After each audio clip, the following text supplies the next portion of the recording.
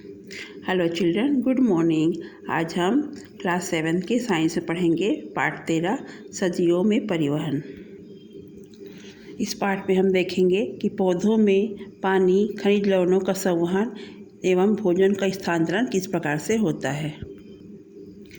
पौधे की जड़ें भूमि के से पानी और खनिज लवणों का अवशोषण करती है या पानी और खनिज लवण तने के द्वारा पौधे के विभिन्न भागों में पहुंचाए जाते हैं।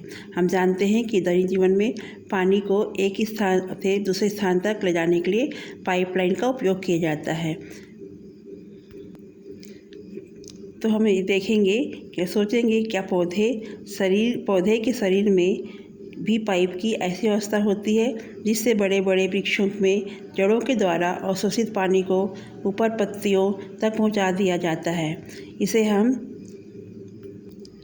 हम पिछली कक्षा में देखे हैं कि जाइलम और फ्लोएम के बारे में पढ़ा है कि जाइलम और फ्लोएम का कार्य क्या होता है कि पौधों में पाए जाने वाला संवहन ऊतक जाइलम तथा रसवाहिनी फ्लोएम के बारे में हमने पढ़ा और देखा कि ये पौधों में पानी एवं खनिज लवणों का संवहन तथा पत्तियों में बने भोजन का स्थानांतरण किस प्रकार से करते हैं। हम इस चित्र में देखेंगे कि इसमें पौधे का रस परिवहन हो रहा है और इसमें देखेंगे कि पौधों का जल परिवहन हो रहा है।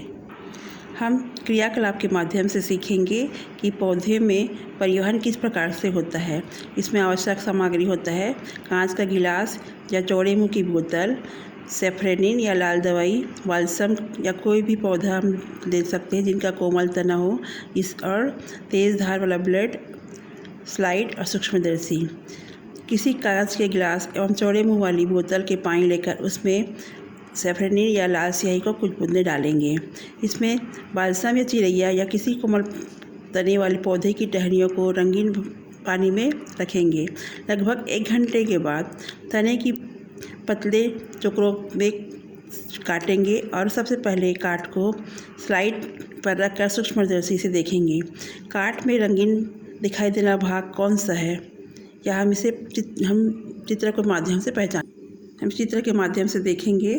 इसी तरह तने पर लगी पत्ती की पतली काट को काटे और सूक्ष्मदर्शी में देखकर तने की काट में रंगीन भाग की तुलना करें। आप देखेंगे कि तने की काट में दिखाई देने वाला रंगीन भाग वास्तव में पौधे का जाइलम है और जाइलम की स्थिति के आधार पर हम उसे पहचानने का प्रयास करेंगे। पौधों की जड़ें भूमि से पानी और खनिज लवणों का अवशोषण करती है जो तने के द्वारा पौधे के विभिन्न भागों में पहुंचाया जाता है।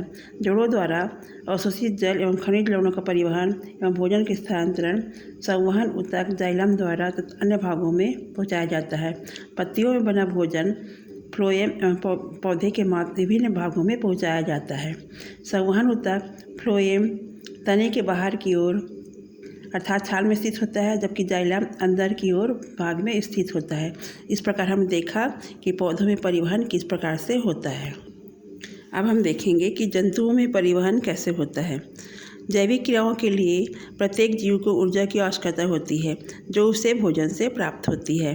पाचन अंगों द्वारा पचा हुआ भोजन पूरे शरीर में भेजा जाता है तथा अपशिष्ट और उत्सर्जी पदार्थों को उत्सर्जी अंगों तक पहुँचाया जाता है। इस प्रकार शरीर के सभी भागों को श्वसन के लिए लगातार ऑक्सीजन की आवश्यकता होती है। साथ ही इन अंगों में श्वसन क्रिया के द्वारा लगातार कार्बन डाइऑक्साइड बनती रहती है जो शरीर के लिए हानिकारक होती है। इसे शरीर से बाहर निकालना ज़रूरी होता है। इसका अर्थ होता है कि जीवों के शरीर के विभिन्न पदार्थ का किसी न किसी तरह परिवहन होता रहता है। आइए हम इसे सभी जीवों में यह परिवहन एक समान होता है या अलग अलग तरीके से होता है, इसे देखेंगे। हम जानते हैं कि कुछ जीव जैसे अमीबा, पैरामीशियम आदि इतने छोटे हैं कि इसे हम सूक्ष्मदर्शी से देख सकते हैं, क्योंकि अधिकांश सूक्ष्म एककोषीय जीव पानी में रहते हैं और तथा इनके विसरण द्वारा विभिन्न पदार्थ शरीर के भीतर या अंदर बाहर होते रहते हैं। इस प्रकार हमने सजीवों में, पौधों तथा जंतुओं में परिवहन किस प्रकार से हमने देखा। Thank you.